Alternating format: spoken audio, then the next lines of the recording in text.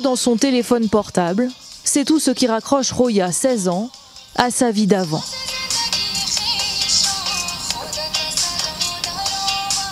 C'est elle qui chante sur scène lors de sa remise de diplôme.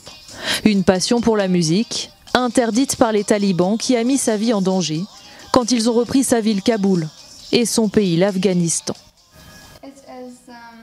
C'est une chanson que l'on chante quand on obtient notre diplôme. Ça dit « rien n'est fini, ça continue, nous devons réaliser nos rêves ». Des notes de joie qu'elle sait peut-être rejouer pour traverser l'enfer avec son frère et son épouse professeure à l'université. C'était le 25 août dernier, quelques jours avant la fermeture du pont aérien. Quand on a pris la route pour aller à l'aéroport, c'était très dangereux. Il y avait des checkpoints de talibans partout. Aux portes de l'aéroport, ils frappaient les gens. Ils ont même tiré. Les soldats français avaient une liste avec nos noms. Mais il fallait qu'ils nous reconnaissent dans la foule, alors j'ai accroché un ballon de baudruche à mon bras. S'en suivront plusieurs jours de transport, une quarantaine anti-Covid, avant d'arriver dans ce centre d'accueil pour demandeurs d'asile, à Montmarault, dans l'Allier.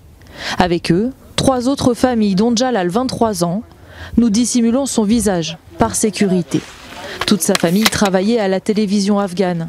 Et s'il nous aide avec notre trépied, c'est parce que lui était journaliste depuis 3 ans. J'étais une cible pour les talibans. D'ailleurs, depuis qu'ils sont arrivés au pouvoir, ils ont tué plusieurs personnes qui travaillaient à la télévision. Maintenant que je suis en France, je me sens plus serein et je veux remercier l'État français pour cela.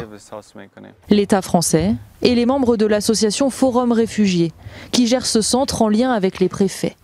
En un temps record, ils ont monté des dossiers de demandeurs d'asile auprès de l'Office de protection des réfugiés et apatrides, l'OFPRA. On a 21 jours à compter du passage au guichet unique pour instruire les demandes d'asile. Nos chargés d'accompagnement, malgré le nombre de dossiers, voulaient faire de la qualité comme ils font au quotidien. Donc ils ont pris le temps d'instruire les dossiers OFPRA correctement et qu'il soit le plus complet possible. Tout ce qui va se passer après l'envoi du dossier OFPRA, c'est de préparer une sortie au quotidien par des rendez-vous, par des entretiens, par des activités. Le point d'honneur, c'est apprendre à parler français. Les réfugiés sont désormais des demandeurs d'asile. Ils n'ont pas le droit de travailler, se concentrent sur l'apprentissage du français et resteront en centre d'accueil pendant le traitement de leur dossier, qui peut durer plusieurs mois. Il s'agit de ne pas faire d'effet coupe-fil, c'est-à-dire de ne pas se dire, bah voilà, ces personnes qui sont arrivées, elles vont passer avant tout le monde. Donc il faut arriver à la fois bien les accueillir et puis être attentif à rester équitable entre cette arrivée un peu exceptionnelle, les personnes qui ont demandé l'asile ou qui sont reconnues réfugiées depuis plusieurs mois et puis années, et puis l'ensemble de la population. Une fois leur demande d'asile acceptée, il faudra recommencer toute une vie.